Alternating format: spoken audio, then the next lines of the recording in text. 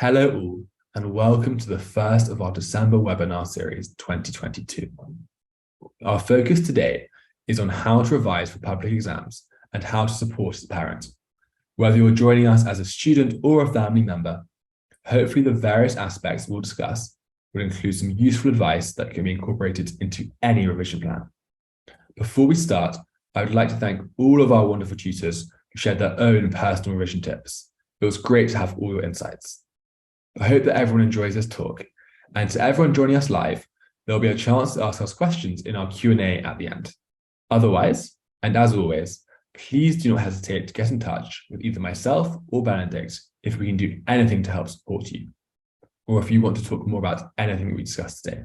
Brilliant. Thanks for that, Ed, and good morning all. Thanks to those of us joining us live, and hello to those watching on catch up. So to get us started, we'll talk about getting started. So while it's important, obviously, not to spend weeks and weeks planning for revision and thinking about starting and color coding all of your individual notes, there is a benefit to planning ahead, and that will pay off later on. So there's a few things that you should do at this early stage. So number one, targets. You want to have an idea, A, what your goals are, what you're aiming for when those summer results come out, but also the steps you're going to hit along the way in order to achieve that. You also need to come up with a revision plan, dreaded revision plan, but a little bit of planning of time allocation between subjects, between different areas is important too. And an underrated aspect that people need to think about is family and environment. This is the people that are going to be around you as you're revising. This is where you're going to be studying. This does come into play, and it's important to have a little think about this in order to maximize how effective your revision is going to be. So starting by talking about targets, we need to think ahead to that results day in the summer, and you want to have ambitious but achievable targets, whether this is for your GCSEs and you want to get a decent sweep in order to look attractive to certain universities, whether it's your A-levels and you have an offer that you need to hit. Same with IB, or you've got an exact common entrance percentage mark that you need to get. You need to be ambitious. You want to aim for what you really can achieve versus what you just know that you could achieve by coasting. But at the same time, you don't want to overstretch yourself. You want to make sure that you know, perhaps by talking to your teacher, talking to your tutor, as to what is actually realistic, because you need to have something that is able to be reached with reasonable amounts of work. You then need these goal targets along the way that are going to help you to get there, but you need to decide which targets are about detail. How are you going to revise in terms of the exact specifics of a exam, exact specifics of a topic, versus the big picture? So one target is going to be getting a certain percentage in, for example, your French GCSE and your physics A level. But that can be broken down into steps, because there'll be some topics that you're better at, some topics that you're worse at, and you need to decide how you're going to improve those and how all of the individual parts then play into the larger parts. Are you going to be getting 80% on your waves area and 60% on your electromagnetic spectrum, or actually you're going to break it down, or you're going to be the same across the board? These are the things that matter. You need to build up the detail into the big picture. And finally, step success. You want to break your targets also down into different times. You're in December now. You've got 5 months likely before exams start in earnest. Obviously, depends what boards you're doing and what subjects you're doing.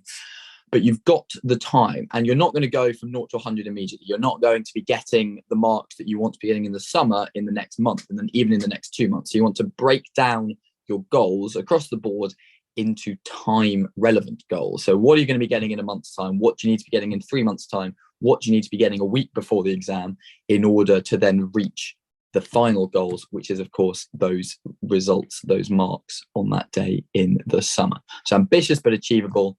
Break your goals down into the small parts that will then build up into the big picture, and ensure that you decide where you want to be at different times. Brilliant. Thank you, Benedict. So I'm going to be speaking a bit more about the revision plan. Now, the revision plan is something which to lots of students seems very, very daunting, but it's something which is very key to your success. And there are certain things you can do to make sure that your revision plan is there to support you and not to hinder you. So I think, and we think, having spoken to all of our tutors who work for us, that a revision plan has been central to each one of their success. But we've also seen through our other experiences that there are students who don't plan at all, or on the other end, spend days and days and days creating this beautiful and intricate plan with different colors and different notations, which then when you slip behind becomes this chore which drives you into the ground. So there are certain things which we think are important. And the first one is we think it should be outcome orientated. So rather than going in and saying, today I'm going to spend 35 minutes, I'm going to do all of my French revision on the animal vocabulary in 35 minutes. That's not realistic because you might fly through it. You might remember it better than you think, or this might be a topic that you need to spend a bit more time on. So instead, we think you should say, okay, on Friday, I want to revise animals in French, the vocab. And you can spend however long you need doing that.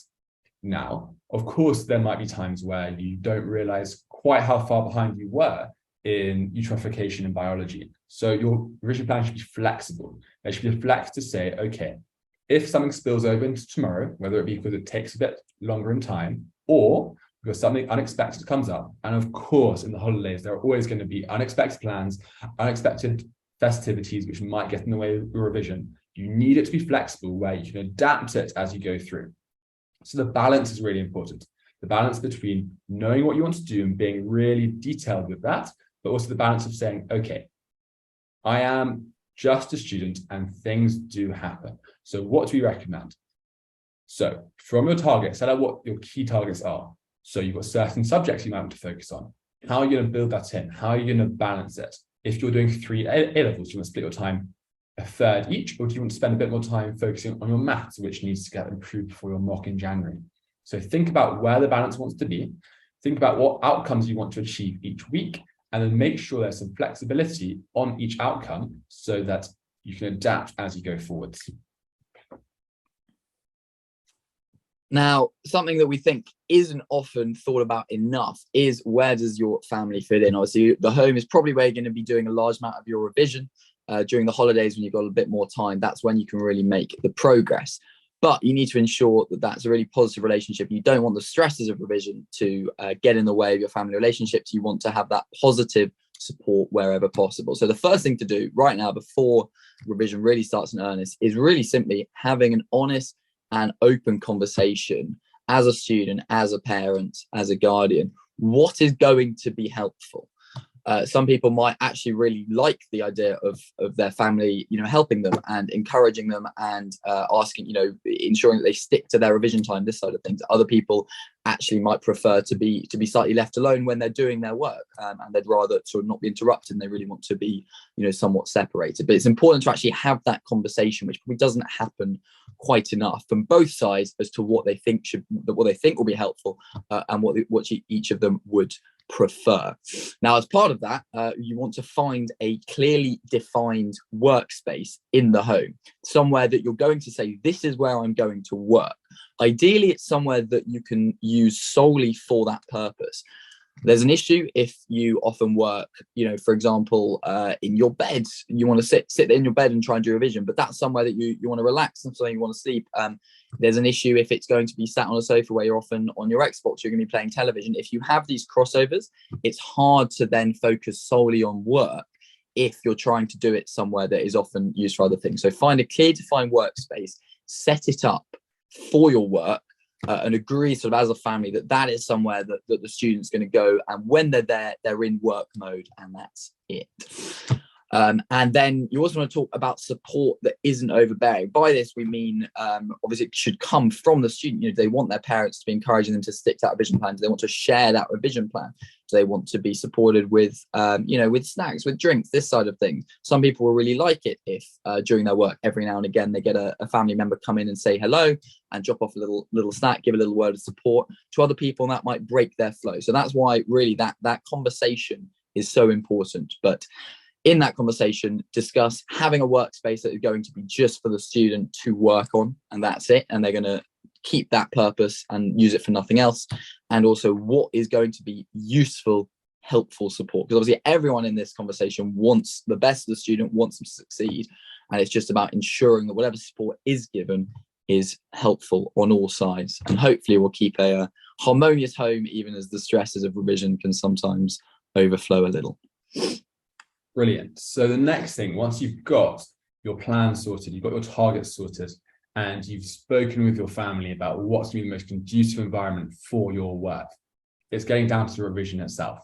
Now, there are a variety of things that we think are important to make sure you end up in the right place for success come the summer, as well as ensure that you are happy and productive throughout. And a few things we're going to focus on is firstly, how to learn.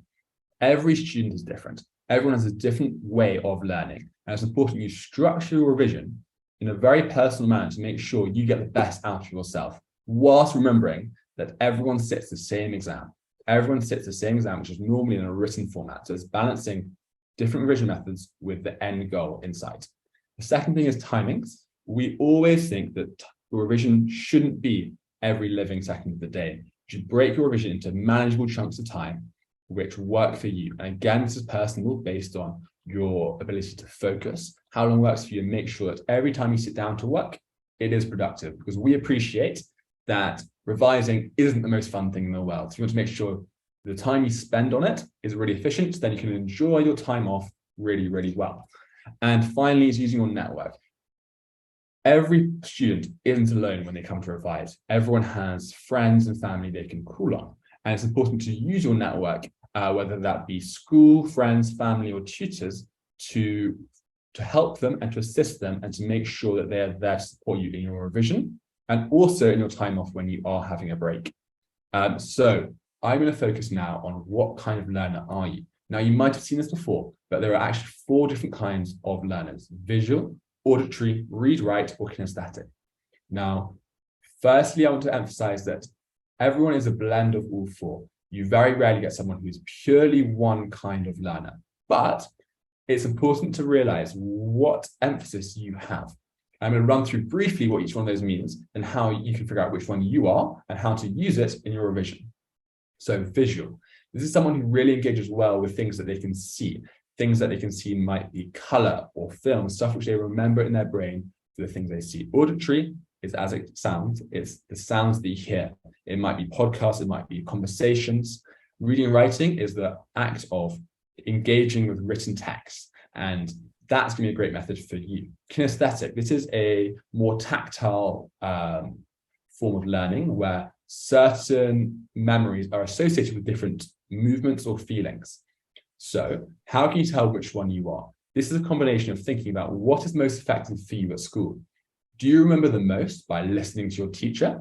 Do you remember the most from watching a film? Or do you remember the most just by writing notes in class? Or perhaps you remember the most when you are speaking and chatting with friends and associating that with a particular movement you were doing. Now, once you've identified which learner you are or what emphasis of learner you are, how can you make the most of it? So let's say you're a visual learner, someone who engages with colors, shapes. You can do certain things. You can have highlighters are very important here. So you associate certain colors with certain pictures. You might want to use mind maps and spider diagrams, or even have pictures, images, which you can then annotate to make sure that your notes are engaging and you can remember them really clearly.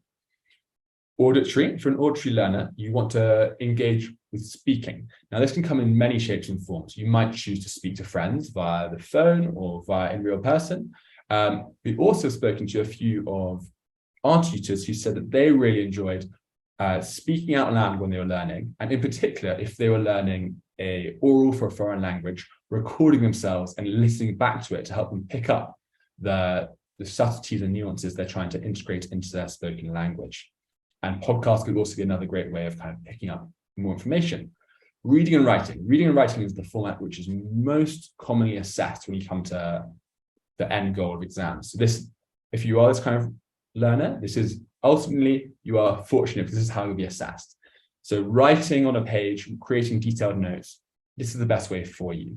And yeah, this is probably the easiest way to transition into exams. Kinesthetics. So like I say, this is quite tactile. So there are a variety of small things you can do here to make your learning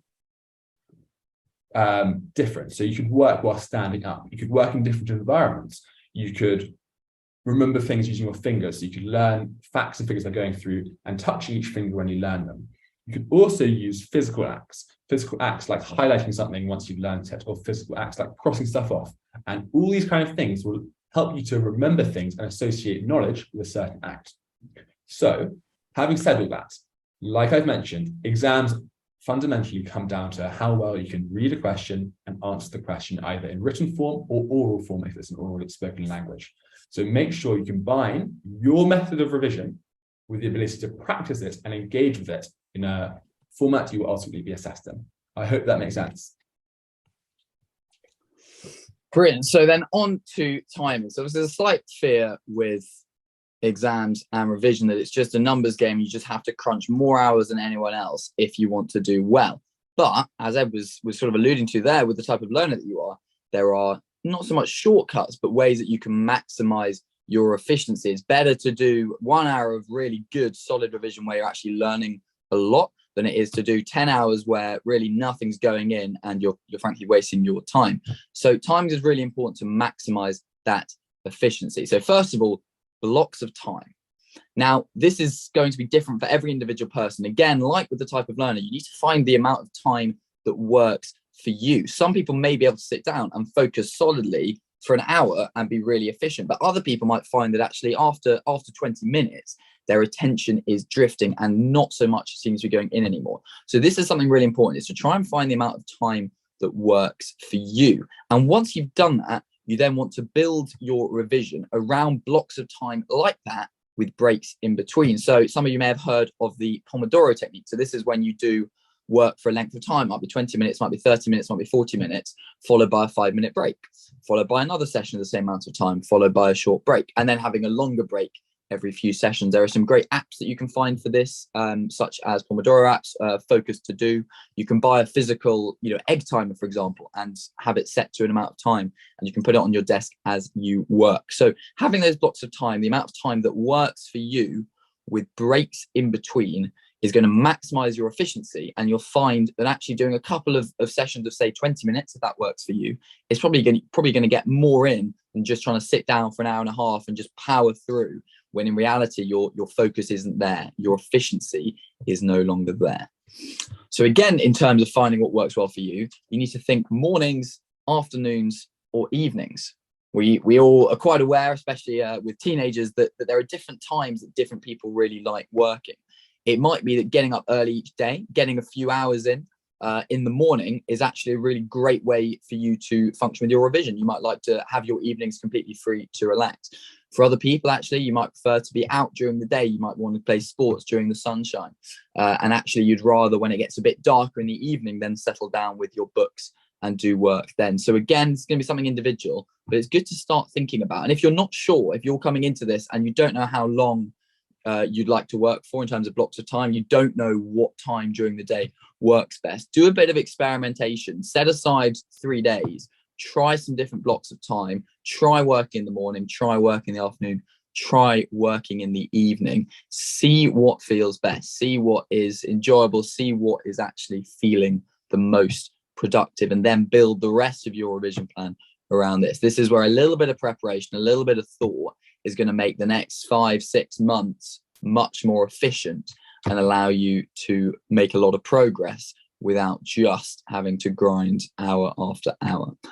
And finally, it's going to sound a bit like a misnomer, but productive breaks. This doesn't mean a break where you're still actually trying to read some flashcards, but it means a break where you have a proper break. When you have those blocks of time, for example, you don't want to, at the end of that block of time, sit at your desk and just scroll through Instagram for 5 minutes before you then do something else. You want to get up, you want to get away from your designated workspace. You want to actually try and give your brain a bit of a break. This isn't just for your own sort of sense of sanity. This is actually because your brain needs to take this time to then store the information that you've taken in. This is why you shouldn't just endlessly work in one constant flow, because your brain won't be able to store it and take stock of what you've been learning. So you need to get away from your workspace, have a proper bit of a break, whether it's your 5-minute break or whether it's for 2 hours in the afternoon.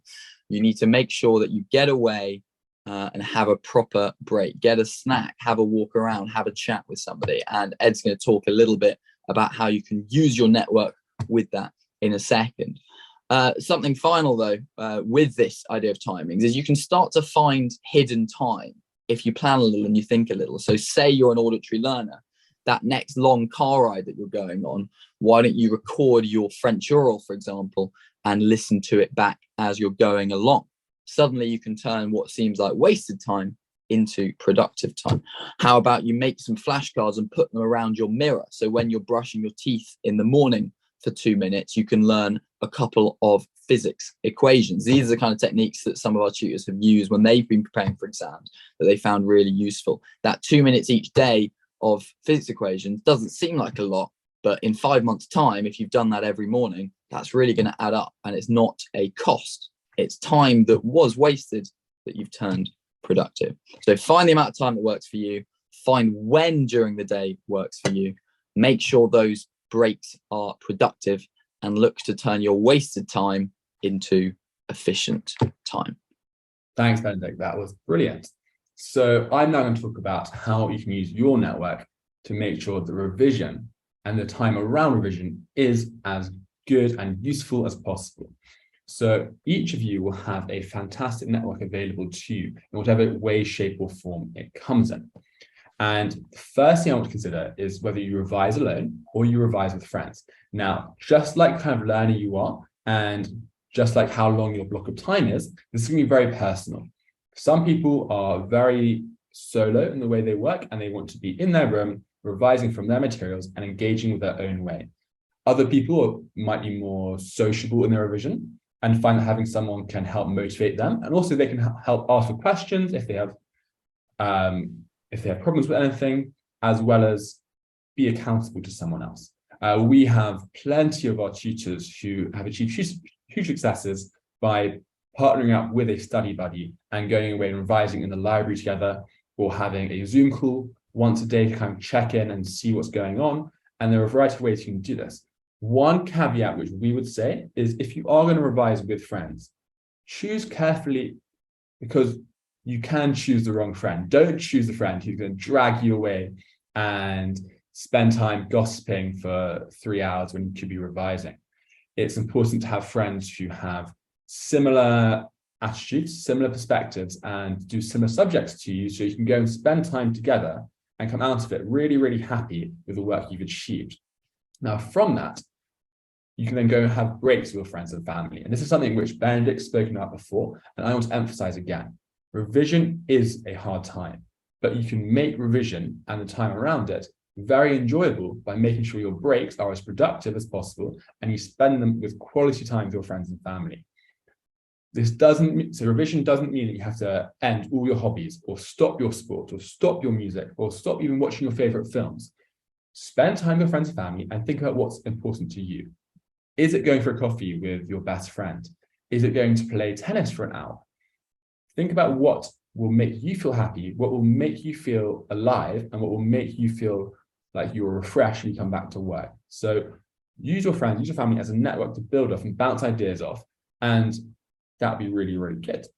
Finally, accountability. Accountability is something which everyone struggles with at some point during revision. It's very easy to start off with this amazing revision plan where you say, I'm going to do 5 hours a day in these 40-minute chunks, and it's going to be brilliant. But at some point, inevitably, something happens, whether it be a lack of motivation or other events or whatever happens, which means you start to slip, or your progress isn't being as productive as it should be. So at various points, it's important to use your network to hold you slightly accountable. Now, some people are great at doing this by themselves and realizing when they perhaps aren't at 100% focus. Other people might want to use their friends or family as a kind of guide, someone who can sit down at dinner and say, you know what, I think perhaps you were a bit tired, you don't seem as engaged today.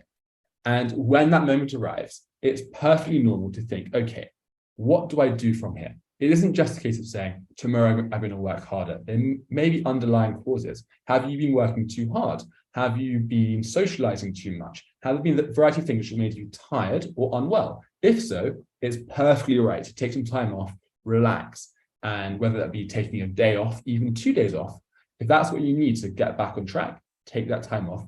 But just make sure that when you get back on track, you are accountable and you are hitting the targets you made when you started your initial plan.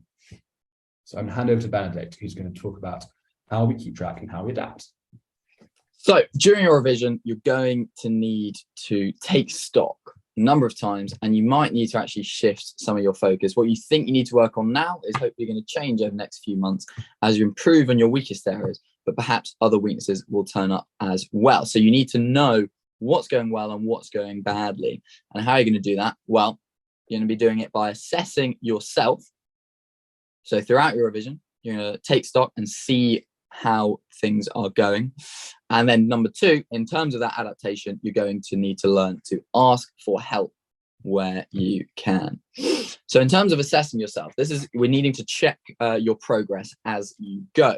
So how are we going to do this? Well, the number one way to do this is past papers and questions. So when you've done some revision for a certain subject, you hopefully have improved. So you need to find past papers and do these regularly to see both your overall grade going up, but also those individual sections. Like we said about this detail versus the big picture, you want to see how your marks in a particular section are improving. How are your listening marks in French improving? How is your organic chemistry improving, as well as the big picture side of things? Now, there's obviously lots of past papers for different subjects. There's textbook questions. There's so many resources you can use to test yourself. If you're ever unsure, talk to your teachers. If you're unsure, talk to your tutor. Even if it's a subject you don't have tutoring in, we're always delighted to provide resources, to provide past papers, to provide question packs if you ever need this. So you should continuously do this every now and again. It shouldn't be the majority of revision. Majority of revision needs to be the learning side of things, but it needs to be something you incorporate into that every now and again. So schedule these progress checks so you can see that revision paying off, so you can see what's working, what isn't working, where the weaknesses are as you build up. Now, as you do this and as you test yourself, you want to be critical but constructive. So what we mean by that is make sure that you are harsh on yourself. Where you have not done well, accept that and say, okay, that needs to be better. But at the same time, be constructive about it. You don't want to get into a rabbit hole. You've got lots of time, especially starting in the next couple of months. You've got lots of time to build on this. So actually finding weaknesses is what you should be doing. You shouldn't get disheartened by this. You should be encouraged that you've found something that can now be worked on and something that can then be improved. So critical but constructive. And important with all of this is honesty. So honest with yourself. If you do a past paper, don't go and look up an answer and think, oh yeah, I did know that. Don't, when you're marking and you don't quite fit the mark scheme, don't think, oh, I roughly had the right idea. I know, I understand that. Be honest with yourself. Be harsh and be honest and think, did I actually know that? In an exam, would I actually know that? Would I get the mark if I was an examiner marking my 170th script of the night at 2 a.m? Be honest, be critical, be constructive. And by checking your progress over this time and finding those weaknesses, you can then adapt your revision plan as necessary to then target those weaknesses, plug those gaps, and keep moving forwards and keep moving upwards. So a really important part of your revision process, assessing yourself and then adapting as needed from that. Brilliant. Thanks, Benedict. Now, throughout this talk, we've tried to emphasize the importance of using your network, of using your friends, using your family, using your teachers, using your tutors. Because when you revise, you aren't alone. And this is more important than ever once you've done some revision, once you've made some progress, but also once you've started assessing yourself and where you're at.